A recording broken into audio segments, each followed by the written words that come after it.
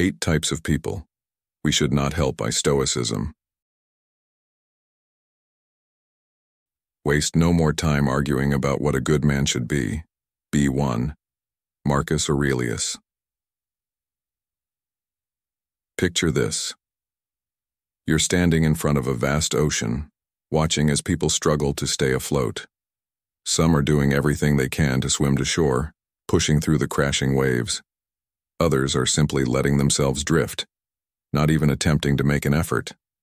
As someone with a kind heart, your instinct is to help, to extend a lifeline to those in need to pull them from the water. But as you throw out rope after rope, something unsettling happens. Some people, despite your efforts, don't even reach for the lifeline. Worse, a few seem to resent your help altogether. Suddenly, you realize that your compassion is being drained by those who don't want to be saved or who misuse the help you offer. That's when the wisdom of Stoicism comes to mind. Act with reason, not emotion. Focus your energy where it truly matters. In this case, the ocean is life itself, and the people struggling to stay afloat are the various individuals we meet along the way. Stoicism, the ancient philosophy of resilience and clarity, teaches us that while helping others is noble, it's essential to recognize when your energy is being wasted. Thinkers like Marcus Aurelius, Seneca, and Epictetus remind us that time, energy, and compassion are finite. If we invest too much in those who neither appreciate nor benefit from our help, we lose the chance to make a real difference in the lives of those who truly need and deserve our support. In today's video on Stoic in Your Life, we'll dive into the 8 types of people you should stop helping. According to Stoic philosophy, choosing whom to help isn't selfish. It's about protecting your inner peace and ensuring your efforts go where they can truly make an impact. Let's explore whether you're wasting your kindness on the wrong people. Number 1. The ungrateful. Gratitude is not only the greatest of virtues but the parent of all the others. Marcus Tullius Cicero. This wisdom from one of the great Stoic thinkers sets the stage for understanding why gratitude is such a crucial quality in life and why its absence in others should give us pause before offering help.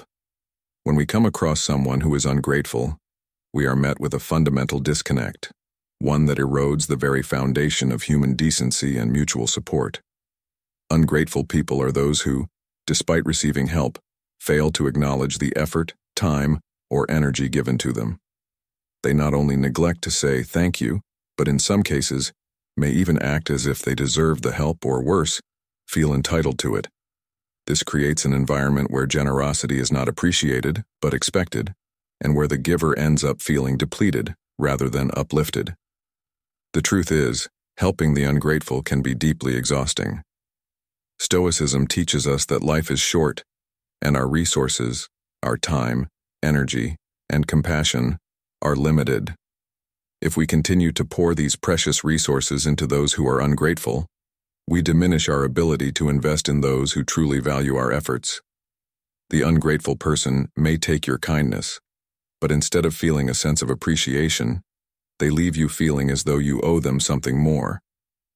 They may even criticize the quality of the help, making you feel inadequate despite your best intentions. This is where the wisdom of Stoicism comes into play. Seneca reminds us, "He who receives a benefit with gratitude repays the first installment on his debt." It is not that we expect a return on our goodwill, but when we help someone who refuses to acknowledge or appreciate it, it can harm us mentally, emotionally, and even spiritually. In the modern world, this scenario plays out often. Think about the colleague who is always asking for assistance but never offers a word of thanks, or the family member who regularly seeks financial help but refuses to take steps to improve their own situation. These individuals drain us without contributing anything meaningful in return, not even a simple recognition of our efforts. As a man navigating life, career, and relationships, you must be mindful of where your energy is going.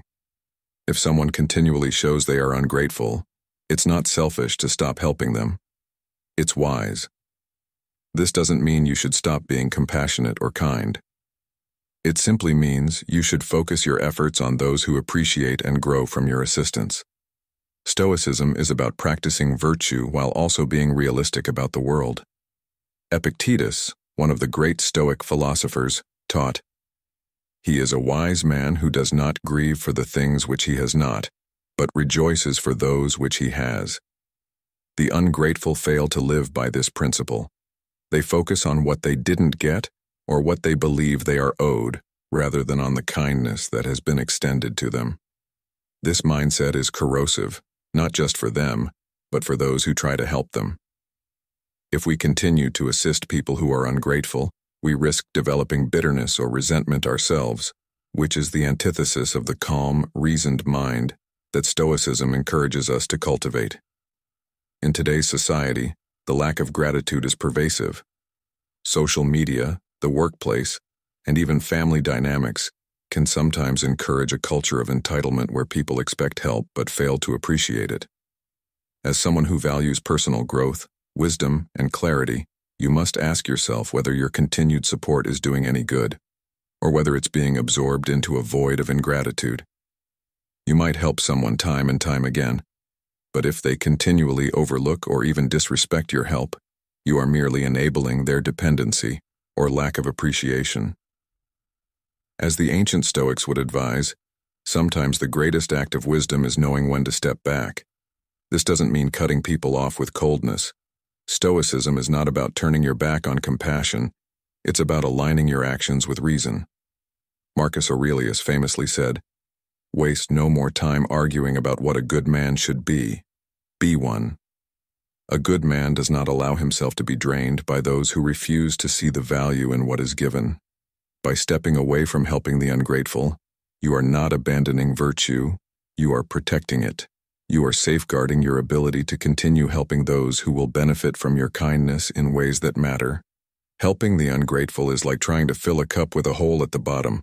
No matter how much effort you put in, it will never be enough. The key is to discern who will value your assistance and use it to improve themselves, and who will let it slip through their fingers without a second thought. Modern life can be busy and overwhelming, and it is easy to become drained by giving too much to those who won't appreciate it. By focusing on those who do appreciate your help, you are ensuring that your energy is spent wisely and effectively, allowing you to make a greater impact on the lives of others and on your own peace of mind. Gratitude is a reflection of character. Those who are grateful recognize the effort that goes into helping them, and are more likely to pass that goodwill on to others, creating a ripple effect of positivity. On the other hand, those who are ungrateful only take, never giving back or growing from the help they receive. Stoicism teaches us that the world is full of different kinds of people, and it's up to us to determine where to place our energy. Number 2. The lazy. Let's talk about one of the most difficult types of people to help, the lazy. Stoic philosophy, which emphasizes taking action and making the most of our limited time, reminds us that we must avoid pouring our energy into those who refuse to help themselves. Marcus Aurelius once said, "You could leave life right now. Let that determine what you do and say and think."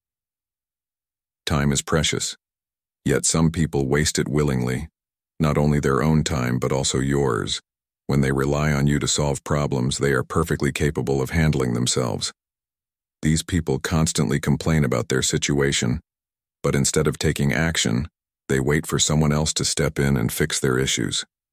Helping these individuals not only drains you, but enables their passivity. Think about someone you might know, a friend, family member, or colleague, who always seems to have one problem or another. Maybe they're unhappy with their job or feel stuck in life, yet every time you offer them practical solutions, they nod, maybe agree, but never actually do anything. They prefer to sit back and let the world pass them by, hoping that one day somehow everything will magically improve. You offer advice, encouragement, perhaps even opportunities, but still, nothing changes. The reality is that laziness is not just a temporary state of inactivity. It's a refusal to take meaningful action when it's needed most. This is why Stoic philosophy teaches us not to waste our valuable time helping those who refuse to help themselves. In the context of Stoicism, laziness is a deeper issue than simply not wanting to do something. It's a conscious decision to avoid facing the challenges of life, to delay action, and to ignore responsibilities. As Epictetus once wisely said, "How long are you going to wait before you demand the best for yourself?" Stoicism encourages us to be active participants in our lives, taking control of the things we can influence and accepting those we cannot. However, the lazy person does neither. They avoid both responsibility and effort, content with waiting for others to rescue them from their problems. When we help someone like this, we inadvertently contribute to their stagnation, reinforcing the idea that they can avoid responsibility because someone else will always step in. In modern life, laziness often shows up in subtle ways. Think about that friend who is constantly talking about how much they hate their job or their living situation, but when you suggest updating their resume or taking steps toward improvement, they make excuses. "I'll do it next week," or "I'm just waiting for the right time." Weeks turn into months and nothing changes because their laziness keeps them from acting. Or perhaps you know someone who keeps borrowing money without any intention of paying it back, constantly getting themselves into financial trouble, yet never cutting back on unnecessary expenses or looking for a job. They rely on others to bail them out, thinking the world owes them a solution. Here's a modern example of laziness that might resonate. Consider the rise of comfort culture, where people avoid discomfort at all costs. This mindset is rampant in our world today. People want success, but without effort. They want results, but without sacrifice. We see this with the explosion of convenience services, from food delivery to life coaches who promise transformation without the hard work. Many people are stuck in a cycle of wanting but not doing, complaining but never taking action. How often do we, out of compassion, offer our time, our help, only to see nothing change because the person simply won't take the steps necessary to improve their own situation? Here's a key question for you. How long are you willing to keep helping someone who has shown they have no intention of taking responsibility for their own life? The hard truth is, you cannot carry someone else's burdens forever. You cannot want their growth and improvement more than they do. So, is it your job to continually pick them up every time they fall? Or is it wiser to let them fall and learn how to stand on their own 2 feet? By doing everything for them, you might just be robbing them of the very lessons that will help them grow. Marcus Aurelius himself reminds us that each person must do their part in life. The impediment to action advances action. What stands in the way becomes the way. Laziness blocks the path to action, but for some people that very obstacle is what forces them to finally move forward, if you let them face it.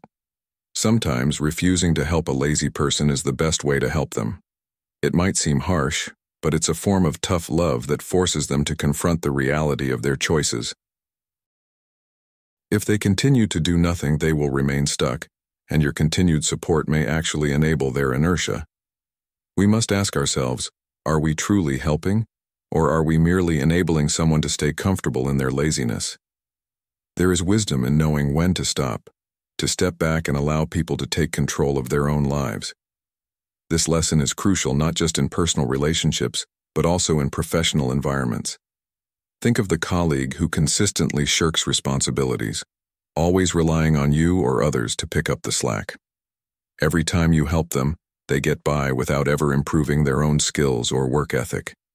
Over time, their laziness can affect the entire team's morale, as others grow resentful of constantly carrying their load. The Stoics would advise you to act with reason here. Does helping this person improve the situation, or does it just reinforce their pattern of avoiding hard work? Ultimately, the lesson here is about where you choose to direct your energy. Helping the lazy is not just unproductive, it's detrimental to your own well-being and personal growth. You cannot pour from an empty cup. And if you continue to waste your energy on those who will not help themselves, you will find yourself drained and frustrated. Instead, focus on those who show initiative, those who appreciate your help and are willing to put in the effort. Remember the Stoic principle. It's not about being unkind, but about being wise with where you place your efforts. Seneca said, "It is not that we have a short time to live, but that we waste a lot of it." Don't waste your valuable time and energy helping those who refuse to help themselves. Reserve your strength for those who are ready to grow. Number 3, the irresponsible. Let's talk about another type of person you should stop helping. The irresponsible. According to Stoicism, responsibility is one of the core virtues that governs a person's character and actions. The irresponsible, on the other hand, are those who consistently refuse to take ownership of their actions or face the consequences of their mistakes. They make decisions carelessly and leave others to clean up the mess they create, often harming not just themselves but everyone around them. Marcus Aurelius once said, "Waste no more time arguing about what a good man should be one." Stoicism teaches us that we must focus our energy on acting with integrity and wisdom. Offering help to someone who refuses to take responsibility for their actions is not only a waste of your resources, but it also encourages their behavior. These people avoid growth because they are never forced to deal with the consequences of their actions. The irresponsible will often drag others into their problems, and as a compassionate person, you might feel obligated to step in and offer assistance. But consider this. Are you actually helping them by continually rescuing them? Or are you enabling them to continue their reckless behavior? When someone constantly refuses to own up to their mistakes, they'll never learn from them. And what happens when you're always there to fix things? They begin to expect it, to rely on you as their safety net. But what happens to you in the process? You become drained, emotionally and mentally exhausted, as you take on the burdens that aren't yours to carry. Epictetus wisely said, "It's not what happens to you, but how you react to it that matters." How many times have you reacted to an irresponsible person's crisis, only to find yourself stuck in a cycle where nothing changes? Helping someone repeatedly without seeing improvement can leave you feeling frustrated and powerless. So why do we keep doing it? Think about this in your own life. Perhaps you know someone who constantly makes poor financial decisions, blowing their money on unnecessary things only to ask you for a loan when they're in trouble. Or maybe you have a colleague who habitually misses deadlines and counts on you to cover for them. Each time you help, you're hoping it will be the last, that this time they'll learn their lesson. But the truth is, they often don't. By continuously stepping in, you're allowing them to sidestep accountability, and in doing so, they never have to face the discomfort of their own mistakes. Here's the tough question. How can they grow if they never feel the pain of their irresponsibility? Seneca reminds us, "Difficulties strengthen the mind, as labor does the body." Just as physical challenges make us stronger, facing the consequences of one's actions builds responsibility and resilience. When you shield someone from the results of their poor choices, you rob them of that chance to grow stronger. They remain stuck in a cycle of immaturity, while you bear the brunt of their mistakes. This isn't just about personal relationships. Irresponsibility can show up in many areas of life: work, family, even society. In the workplace, irresponsible employees often expect others to pick up the slack. They don't feel the need to improve because they know someone will cover for them. This creates an unfair environment where the responsible individuals are overburdened, while the irresponsible face no consequences. Over time, this dynamic can lead to resentment, lowered morale, and decreased productivity. From a Stoic perspective, allowing this to continue not only harms you, but also the irresponsible person. Marcus Aurelius said, "The soul becomes dyed with the color of its thoughts." If someone consistently thinks and acts irresponsibly, they're painting their soul with those careless thoughts. And if you keep helping, you're encouraging them to stay in that mindset. But how do we break this cycle? One of the key teachings of Stoicism is to focus on what you can control. You can't control the actions of others, but you can control how you respond to them. By deciding not to help someone who is irresponsible, you are not being unkind. You are, in fact, offering them the chance to take responsibility for their own life. You're giving them the opportunity to face their mistakes and learn from them. This might seem difficult at first, especially if you're used to stepping in and fixing things. But ask yourself, is your help really helping? Or is it holding them back? Epictetus taught us, make the best use of what is in your power and take the rest as it happens. You have the power to decide where to place your energy and effort. If someone continually refuses to take responsibility, perhaps it's time to stop giving them the easy way out. In today's society, where blame shifting and finger pointing are all too common, it's even more important to recognize when your help is truly needed and when it's doing more harm than good. Think about the leaders who refuse to take responsibility for their failures, the people who always have an excuse ready for why something didn't go right, or the friend who constantly finds themselves in trouble but never seems to learn. If we keep bailing these people out, are we really helping them, or are we just delaying the inevitable? What's worse is that their irresponsibility often affects more than just themselves. It impacts everyone around them, friends, family, co-workers, anyone who gets pulled into their web of poor decisions. If you're the one who's always helping, you might find that their irresponsibility becomes your burden. So, what should you do when faced with someone who refuses to take responsibility? The answer lies in the Stoic principle of acting with wisdom and virtue. Sometimes, the wisest and most compassionate thing you can do is to step back. Let them face the natural consequences of their actions. This isn't about abandoning people in their time of need. It's about recognizing when your involvement is no longer beneficial for either of you. You are not obligated to fix every problem, especially when it's the result of someone else's repeated irresponsibility. Seneca offers this advice. A man who suffers before it is necessary suffers more than is necessary. By continually helping someone who doesn't take responsibility, you're suffering unnecessarily. You're carrying their load when they should be the one to bear it. The lesson here is about setting boundaries and making wise choices about who to help and when. Helping someone who refuses to take responsibility for their life not only drains you, but also deprives them of the opportunity to grow. You can still be compassionate, while also being discerning. The Stoics understood that true compassion is sometimes found in allowing others to face the consequences of their actions, to learn, and ultimately to grow into more responsible individuals.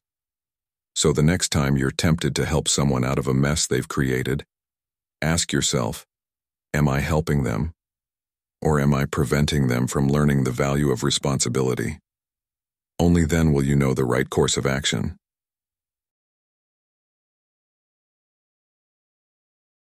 Number 4. The Manipulators. Let's talk about a type of person that can be particularly challenging to identify, yet very damaging to help: the manipulator. These individuals are skilled at using others for their own gain, often without the person they're using even realizing it. They twist situations, bend truths, and play on your emotions to make you feel as if helping them is the right thing to do. But the truth is, by helping a manipulator, you're often being led into a trap where your kindness is exploited. As Epictetus wisely said, "Whoever is capable of angering you becomes your master. He can anger you only when you permit yourself to be disturbed by him." Manipulators know exactly how to get under your skin, how to make you feel responsible for their problems, and how to exploit your goodwill for their benefit. The more you allow them to manipulate you, the more you lose control over your own actions, letting their needs dictate your responses. Manipulators are experts at creating situations where you feel obligated to help them. They use guilt, flattery, or even victimhood to pull you in. You might find yourself saying, "I have to help them, they have no one else." Or, "If I don't do this, I'll look like a bad person." The manipulator thrives on this sense of obligation. But ask yourself, is their need genuine? Or have they engineered the situation to make you feel like there's no choice but to help? By constantly helping manipulators, you're playing into their strategy, feeding their sense of control. The more you give, the more they take, without ever truly appreciating your efforts. Marcus Aurelius reminds us, "The happiness of your life depends upon the quality of your thoughts." When dealing with manipulators, your thoughts may become clouded with guilt or duty, but you need to recognize that it's their manipulation driving these thoughts, not your own genuine desire to help. Think about a time in your life where you helped someone, only to realize later that they weren't truly in need, but were using your kindness to serve their own agenda. Maybe it was a colleague who constantly offloaded their work onto you, under the guise of being overwhelmed, while they took credit for tasks they never did. Or perhaps it was a friend who always seemed to have a new crisis, each one demanding your time, money, or attention, yet never doing anything to improve their situation once the crisis passed. These people aren't looking for help to solve their problems. They're looking for a way to keep you entangled in their drama, giving them control over your time and energy. The problem with helping manipulators is that their problems never end, and they never seem to improve. That's because they don't want solutions. They want you to keep playing the role they've assigned you. As Seneca said, "It is the power of the mind to be unconquerable." In other words, we must guard our minds against those who try to conquer our thoughts and emotions through manipulation. In modern life, we see manipulation everywhere. From personal relationships to the workplace, manipulators are skilled at turning situations to their advantage, often at the expense of others. Think about the rise of social media influencers who create carefully curated images of themselves, manipulating their audience into believing they are someone they're not.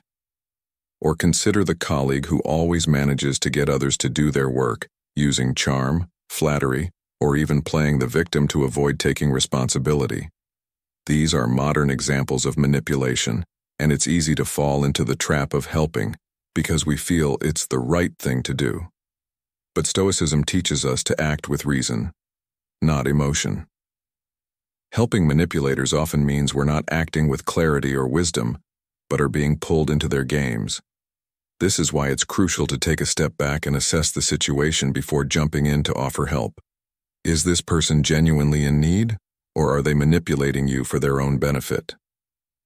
As Epictetus teaches, we should always be asking ourselves, is this something that is or is not in my control? The manipulator seeks to control you by making you believe you're the only one who can help. But the truth is, you always have a choice. Now you might be wondering, how do I avoid falling into the trap of helping manipulators without feeling guilty? The answer lies in understanding your own boundaries. Just because someone is in need doesn't mean you are the person responsible for solving their problems, especially when those problems are self-inflicted or part of a pattern of manipulation. You can offer support without allowing yourself to be drawn into their web of control. Set clear limits. Let them know that while you're willing to help, you won't be manipulated into doing more than what is reasonable. If they react poorly or try to guilt you into doing more, that's a clear sign that they're manipulating the situation rather than seeking genuine help. Remember the wisdom of Marcus Aurelius. You have power over your mind, not outside events. Realize this, and you will find strength. The manipulator wants you to believe that you are powerless, that their needs are more important than your own well-being. But when you recognize their tactics and refuse to be controlled by them, you take back your power. Manipulation is a subtle and dangerous form of control, and it's something we all encounter at various points in our lives.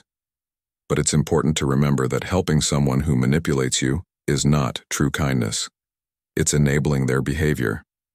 True kindness involves helping people who are genuinely in need and who are willing to take responsibility for their own lives. Manipulators want to keep you entangled in their web, but Stoicism teaches us to act with wisdom, to be discerning about where we place our energy and our compassion. When you help someone who manipulates you, you're not helping them grow or become better. You're simply feeding their need for control. So ask yourself, are you helping because you genuinely want to, or because you've been made to feel like you have no other choice? The answer will guide you toward the right action. The lesson here is about recognizing manipulation for what it is, and understanding that you are not obligated to help someone who uses you for their own gain.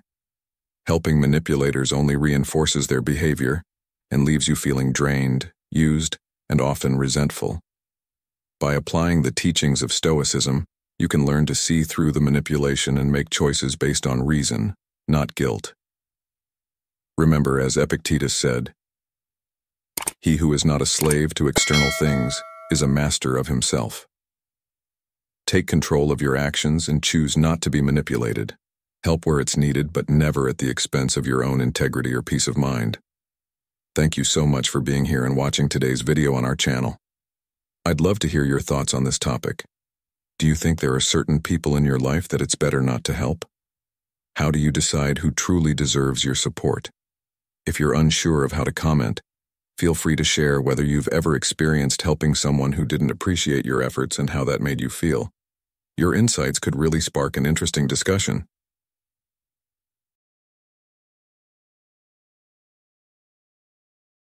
Number 5.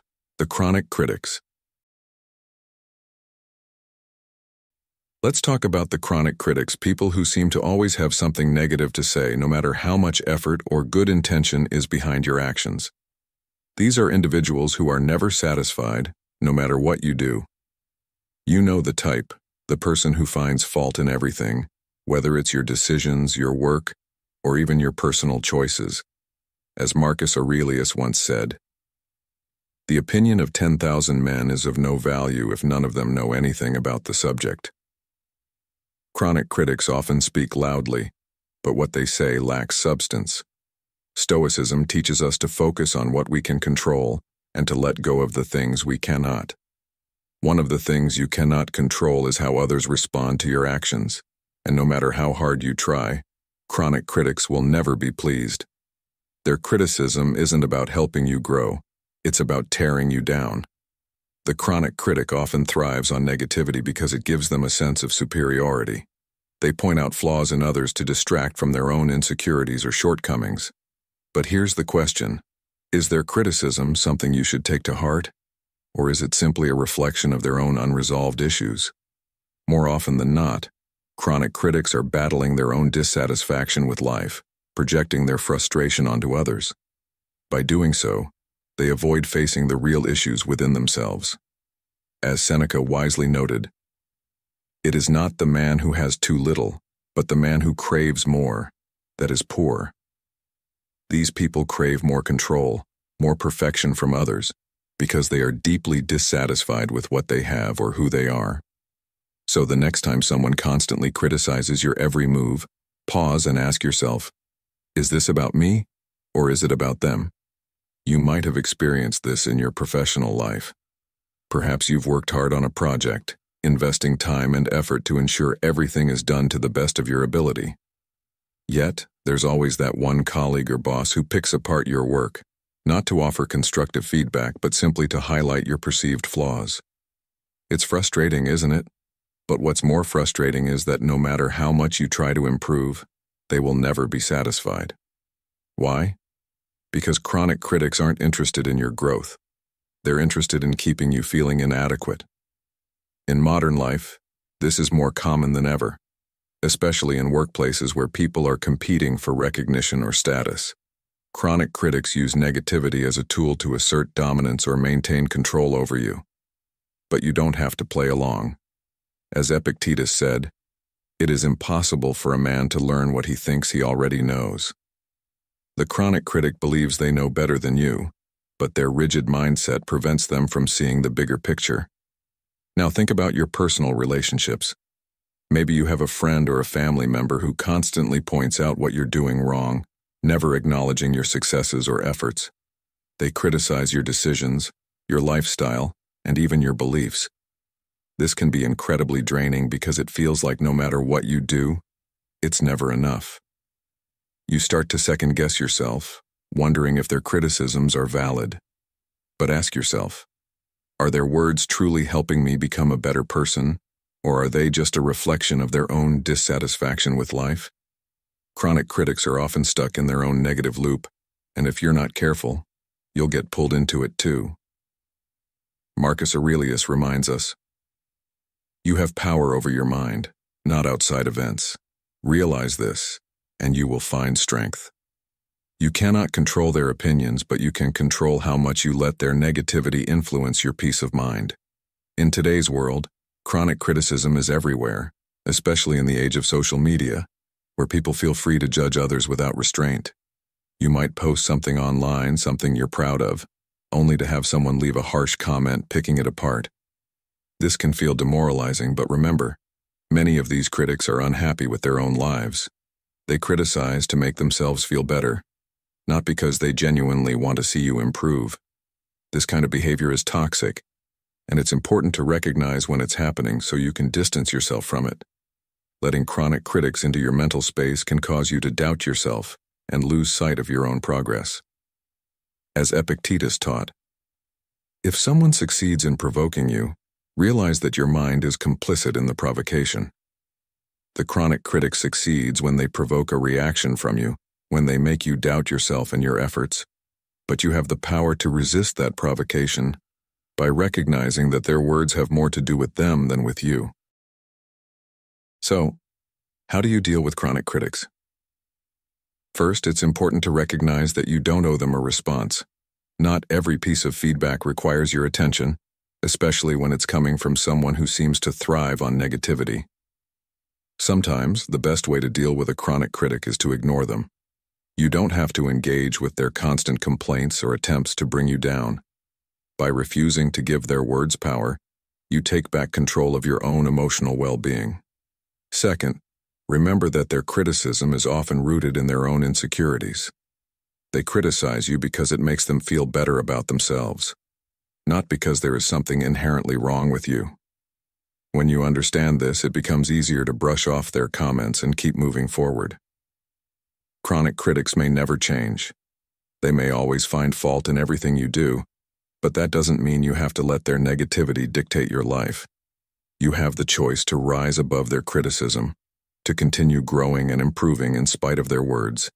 You have the power to decide whose opinions matter and whose do not. As the Stoics teach, we suffer more often in imagination than in reality. The chronic critic's words can only hurt you if you allow them to. By focusing on what truly matters, your own growth, your own progress, you can leave the chronic critics behind, letting them stew in their own negativity while you move forward toward a more peaceful and fulfilling life. So ask yourself, are you living for the approval of others, or are you living according to your own values? Chronic critics will always have something to say, but you don't have to listen. Instead, focus on those who offer genuine feedback, those who lift you up rather than tear you down. That's where your energy should go. Remember, not all criticism is created equal. Chronic critics are more concerned with maintaining their superiority than with helping you improve. You don't need their validation to succeed, and you certainly don't need their negativity to define your worth. Keep moving forward, keep growing, and remember that true strength comes from within, not from the approval of others. So the next time someone tries to pull you down with endless complaints and criticism, ask yourself, do their opinions really matter? If the answer is no, let their words roll off your back and keep striving to become the best version of yourself. Number 6. The Narcissists. Let's talk about narcissists, a type of person that Stoicism teaches us not to waste our time or energy helping. Narcissists are people who believe the world revolves around them. They demand attention, admiration, and praise, but they rarely, if ever, give anything in return. Instead, they see other people as tools to serve their own ego. The more you give to a narcissist, the more they will take, often without even acknowledging your efforts. Seneca once said, "He who is brave is free." But helping a narcissist can leave you feeling anything but free. You become trapped in a cycle of trying to meet their insatiable demands, constantly giving, while they continue to take without gratitude or reciprocity. Narcissists believe they deserve everything, yet offer nothing in return. In this sense, the Stoics would tell you to act with wisdom and not let yourself be consumed by the needs of someone who will never appreciate your help. A narcissist's world is built around themselves, and they have little regard for the feelings, needs, or well-being of others. They manipulate situations to their advantage, always seeking to be the center of attention. They might flatter you to get what they want, but the moment you stop serving their needs, they'll discard you without a second thought. Have you ever felt like you've done everything you could to help someone, only to realize that they didn't care about you? They only cared about what you could offer? That's the narcissist at work. As Epictetus wisely said, "It is impossible for a man to learn what he thinks he already knows." Narcissists already believe they know everything, so they are not interested in advice, wisdom, or personal growth. They don't want to learn or change. They just want others to support their inflated sense of self. When you're dealing with a narcissist, it's easy to get caught up in their charm or their seemingly endless need for validation. They can make you feel special, important, and needed, but it's all a part of their strategy. Narcissists thrive on controlling the narrative, making sure that every situation revolves around them. And if you aren't careful, you might find yourself constantly trying to please them, thinking that if you just do enough, they'll finally appreciate you. But they won't. Narcissists aren't capable of genuine gratitude because they believe they're entitled to everything they get. It's not that they don't see your efforts, they just don't care. Marcus Aurelius reminds us, "The soul becomes dyed with the color of its thoughts." If you allow yourself to constantly be influenced by a narcissist's expectations, your sense of self can become overshadowed by their demands. In modern life, you might encounter narcissists in many forms. It could be a boss who never acknowledges your hard work but is quick to take credit for your achievements.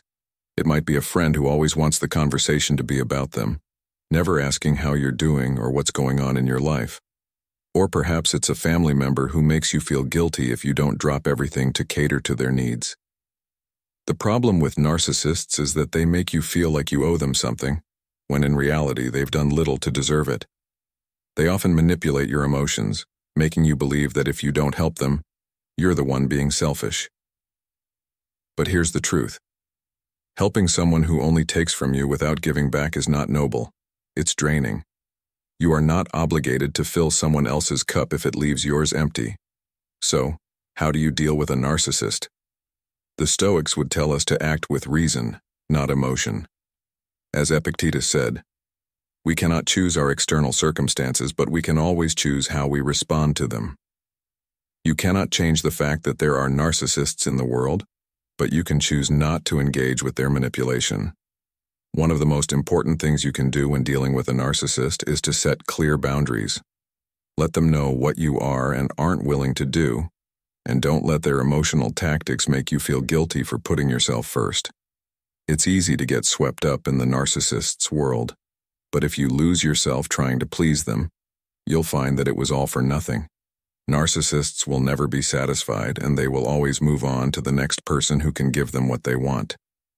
Now you might be thinking, but isn't it unkind to refuse to help someone? Not at all.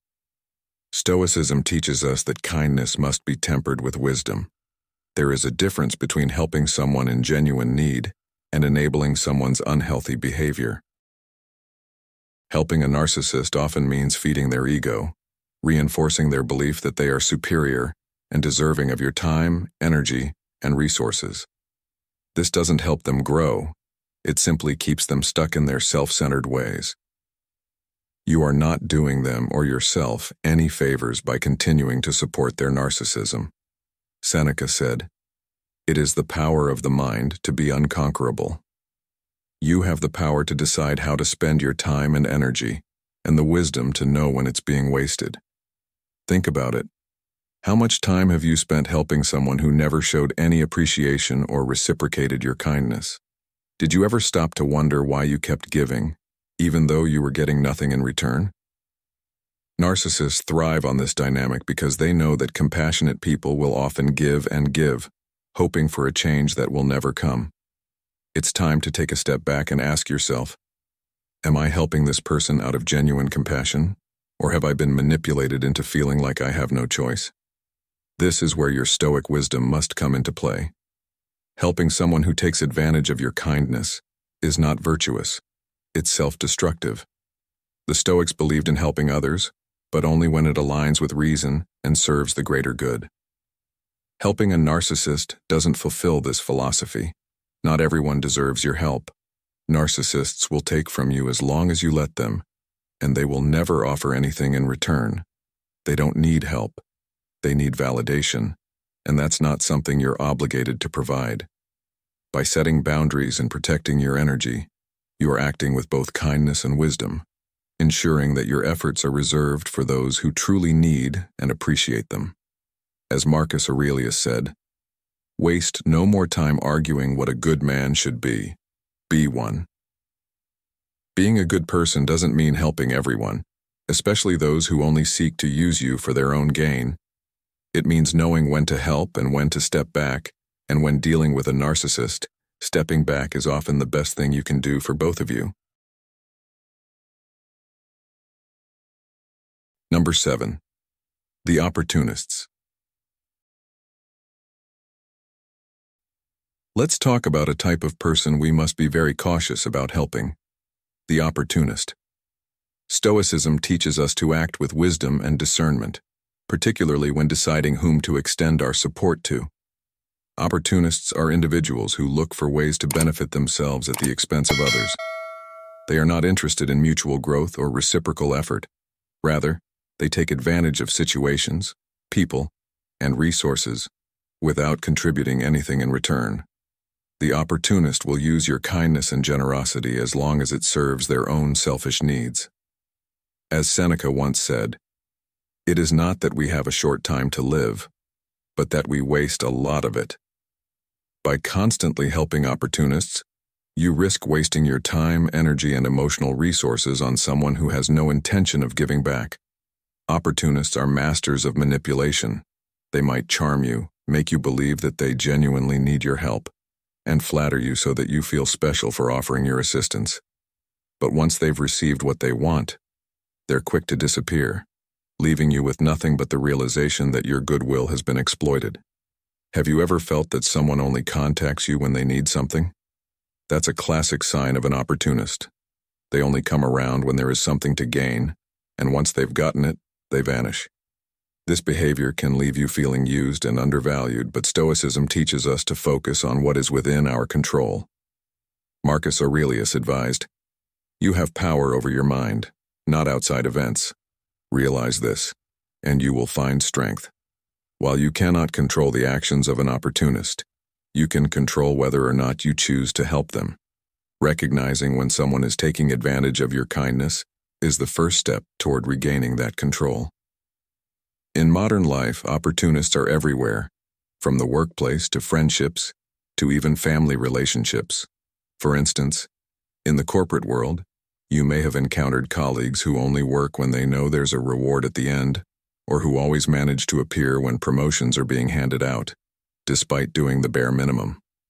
Or maybe it's a friend who only reaches out when they need a favor, never showing genuine interest in your life otherwise. These people aren't focused on building lasting, meaningful relationships. Their sole focus is on what they can gain. Stoicism teaches us to be wary of these types of individuals. Helping someone who takes without giving back goes against the principles of fairness and justice that are central to the Stoic way of life. Think about how this plays out in your personal relationships. Maybe you've been generous with your time, resources, or advice, only to realize that the person you've helped never reciprocates. It's as if they expect your help as their right, but are never around when you need support. These opportunists may even manipulate your sense of guilt or duty, making you feel that you are obligated to help them. But here's the truth. Just because you have the ability to help someone doesn't mean you should, especially when that help is being taken advantage of. As Epictetus said, "Don't explain your philosophy, embody it." Stoicism is about living with virtue and integrity, and that includes being wise about where you invest your time and effort. Supporting opportunists not only drains you but also enables their selfish behavior, which in turn prevents them from learning how to contribute to relationships in meaningful ways. A great example of this behavior in modern life is how some people approach networking. You might meet someone who seems overly friendly, eager to get to know you, and full of compliments, until you realize that they're only interested in what you can offer them professionally. These individuals aren't building genuine connections, they're collecting resources. They want to know what you can do for them, not who you are as a person. And once they've gotten what they wanted, you no longer exist in their world. The Stoics would tell us to be cautious of such people. We must be mindful not to let our generosity become a tool for someone else's selfish gains. As Marcus Aurelius said, "Waste no more time arguing what a good man should be. Be one." Being a good person doesn't mean allowing yourself to be used. It means acting with wisdom and choosing who is worthy of your help. Opportunists also create an imbalance in relationships. They do not understand the concept of give and take. Instead, they view interactions through the lens of what they can get out of it. And because they are so focused on their own benefit, they often fail to recognize or appreciate the efforts of others. This creates a toxic dynamic where the opportunist continues to take advantage, and the giver, over time, feels exhausted and unappreciated. Helping these individuals may seem like a compassionate thing to do, but in reality, it only perpetuates their self-serving behavior. By enabling an opportunist, you are reinforcing the idea that they don't need to contribute or offer anything in return. So how do we handle opportunists? The key is to set boundaries. You can be kind without allowing yourself to be exploited. Make it clear what you are willing to offer and what you expect in return, and don't be afraid to say no. By setting boundaries, you are protecting your own energy and ensuring that your help is going to those who truly deserve it. This isn't about being selfish, it's about practicing wisdom. As Epictetus taught, wealth consists not in having great possessions, but in having few wants. An opportunist is driven by their endless desire for more, but you don't have to feed that desire. By limiting your involvement with opportunists, you are choosing to invest your resources, your time, your effort, and your energy in relationships that are balanced, fair, and built on mutual respect. It's important to remember that not everyone who seeks help is an opportunist, but those who repeatedly take advantage of your kindness without ever offering anything in return are not worth your continued support. Stoicism teaches us to act with intention, to think carefully about where we place our energy, and to help others when it is virtuous and just. Number 8. The Envious. Let's discuss one of the most destructive types of people to help, the envious. Envy is a powerful and corrosive emotion, and those who are driven by it are often incapable of appreciating the help or success of others. Stoicism teaches us to act with reason, not emotion, and to recognize when our efforts to help others are wasted. Helping an envious person is like pouring water into a bottomless well. No matter how much you offer, it will never be enough. As Seneca wisely said, "It is not the man who has too little, but the man who craves more, that is poor." The envious are always craving more, not because they lack material possessions, but because they cannot stand to see others succeed. This constant comparison to others is what makes helping the envious so futile. They are not interested in personal growth or gratitude. They are focused solely on the success of others, which they view as a personal failure. Think about someone you may know who always seems bitter when others achieve something. Whether it's a promotion at work, a new car, or even something as simple as receiving praise, the envious person immediately feels threatened. They can't celebrate with others because their envy consumes them. Instead of seeing someone's success as something to aspire to, they see it as a reminder of their own perceived shortcomings.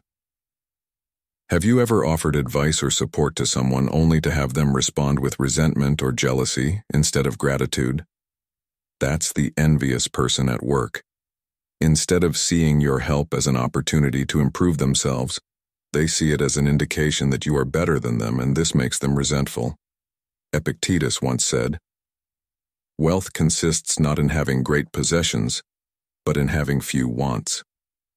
The envious person, however, is never content with what they have because their focus is always on what others possess.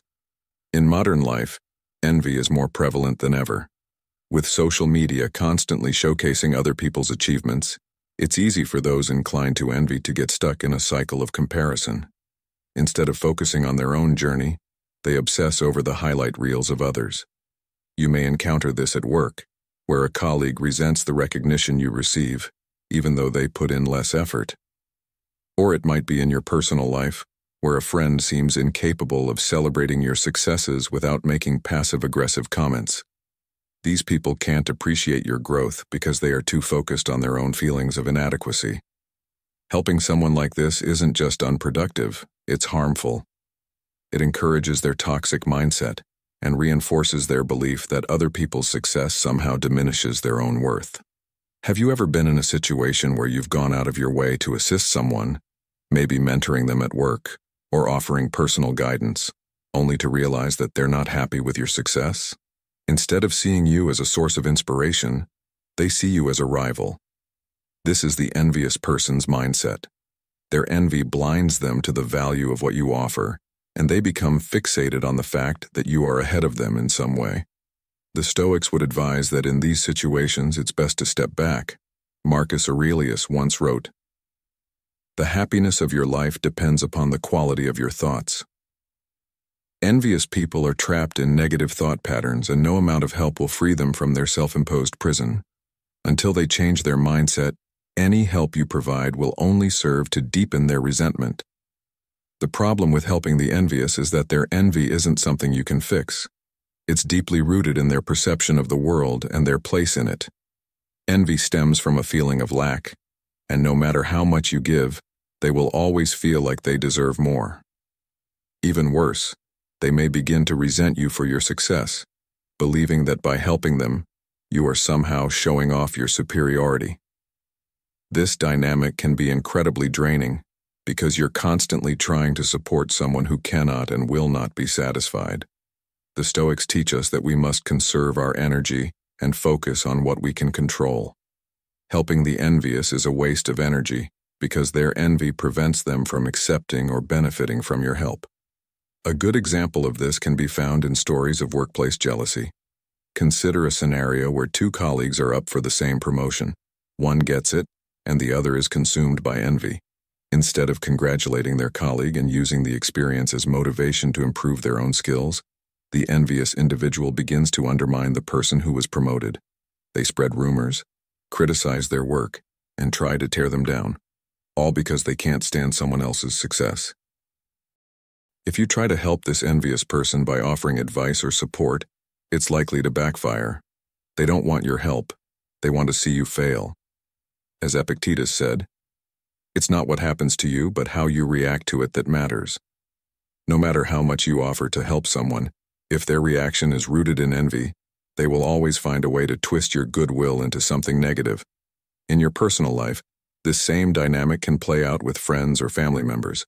Perhaps you've achieved a personal goal like buying a house, getting married, or starting a successful business, and instead of support, you're met with subtle digs or outright jealousy.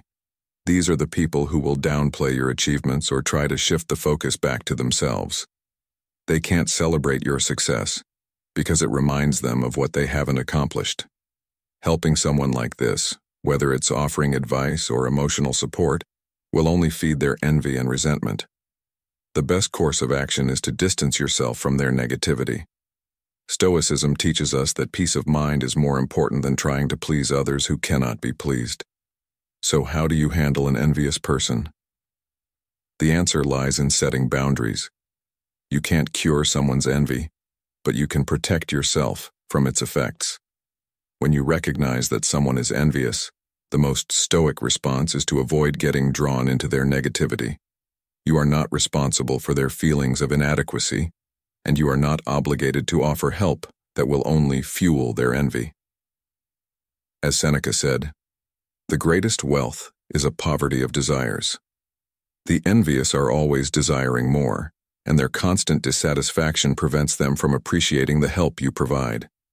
By stepping back and focusing on your own journey, you preserve your energy for those who truly value your support. The lesson from Stoicism is clear. Not everyone deserves your help, and the envious are among those you should be wary of. Their inability to celebrate others' successes makes them resistant to the benefits of any help you offer. Instead of wasting time and energy on someone who will never appreciate it, focus on those who are capable of growth and gratitude. Remember, as Marcus Aurelius said, "The impediment to action advances action. What stands in the way becomes the way." Sometimes the best way to help an envious person is by not helping them at all, allowing them to confront their own emotions and, hopefully, find a path to personal growth. As we wrap up today's video, I encourage you to take a moment and reflect on your own life. Are there people in your circle who, despite your best efforts, are draining your energy without appreciation? Stoic philosophy reminds us that it's essential to be wise in how we offer help. Not everyone deserves our time or our kindness, especially those who are ungrateful, lazy, or manipulative. By focusing your support on those who truly value and benefit from it, you not only protect your peace but also foster genuine growth and positive change. Ask yourself, who in your life truly appreciates your help, and who might be taking advantage of your goodwill? Share your thoughts in the comments below, and let us know if you've experienced this in your life. If you found this video helpful, hit that like button and make sure to subscribe to Stoic in Your Life for more insights on how to live with wisdom and intention. Let's continue learning and growing together so we can all make the most of our time and energy. Stay tuned for more Stoic lessons, and remember, your peace is priceless. Protect it wisely.